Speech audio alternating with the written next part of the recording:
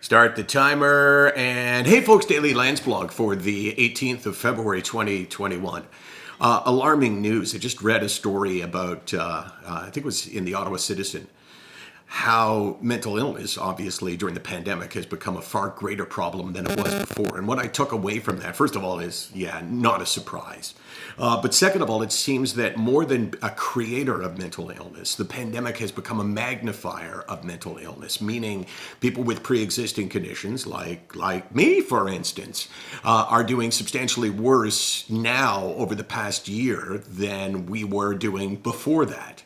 And there's an even bigger problem, I think, which is, I shouldn't say I think, I'm just going by what others say, that addiction and self-medication has become a bigger issue than it's ever been before. And I read last week that there was a pandemic of fentanyl deaths in BC.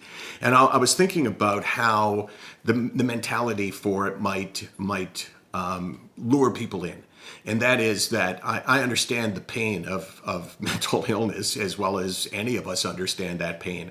And when you are in pain, it's very difficult to see beyond your immediate pain. So if you believe that, I could get some help if I go for counseling or if I go on medication, but you know that the help for that is still at best probably a month away, you will almost always go for the short-term fix. Fix is not a bad way to describe it, of course. And that becomes a huge problem when it comes to treating mental health, addiction, self-medication.